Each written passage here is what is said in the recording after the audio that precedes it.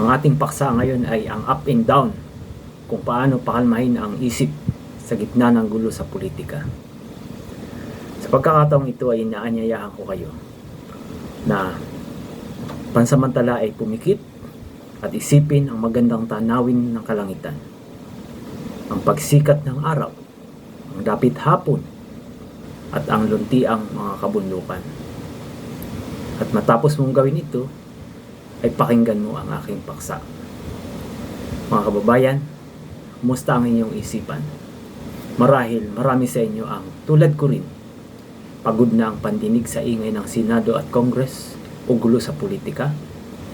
Ramdam ko ang apoy ng inyong damdamin habang pinapanood ang banggaan ng mga panig para tayong lahat ay nakalubog sa putik, hindi ba? Pero ngayong araw, sa pagkakataong ito, hindi ko kayo bibigyan ng panibagong opinyon sa politika. Sa halip, bibigyan ko kayo ng kaginhawahan ng pag-iisip at damdamin upang tayo ay makapag-reset ng ating emosyon. Muli, ikaw ay pumikit, ipikit ang iyong mga mata at isipin ninyo ang mga bituin, planeta, at ang kadiliman ng outer space. Ngayon, matapos mong gawin ito, nais kong sabihin sa inyo, alam nyo ba, ang up and down o ang itaas at ibaba ay dito lang sa Earth totoo. Dito idinidikta ng gravity kung nasaan ang langit at nasaan ang lupa. Pero sa outer space, ang itaas ay wala, ang ibaba ay wala rin. Doon, bawat direksyon ay tama. Bakit ko ito sinasabi? Dahil ang ating isip ay parang isang makina. Kapag nakatutok tayo sa iisang issue, sa iisang banggaan, nag-o-overheat ang ating hardware, ang ating utak. Ang tawag ko dito ay gravity-based logic. Ulitin ko, gravity-based logic. Nakabilanggo tayo sa kung ano lang ang nasa harap natin.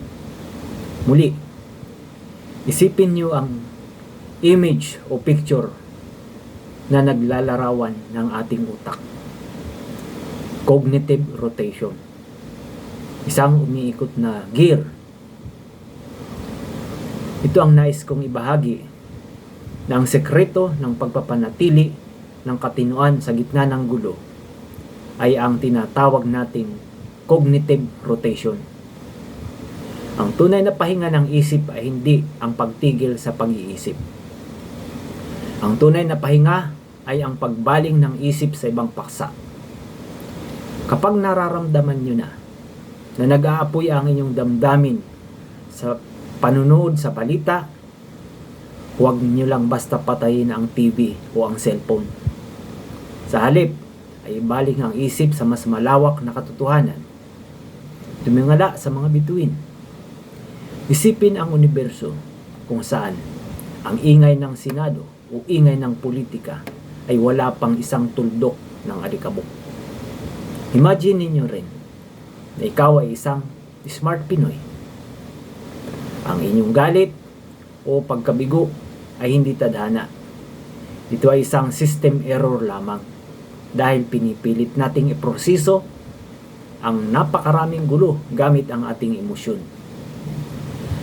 Sa ilalim ng ating Phase 8 logic, isang advanced na pag-iisip, pinalalaya natin ang ating sarili sa ganitong kondisyon.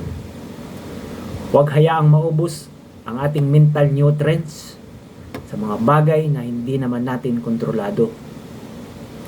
Protektahan ang ating hardware, ang ating pag-iisip. Kapag pagod na ang ating isip, mag-shift. Bumaling sa sining, sa siyensya, sa pamilya, o sa lawak ng kalawakan.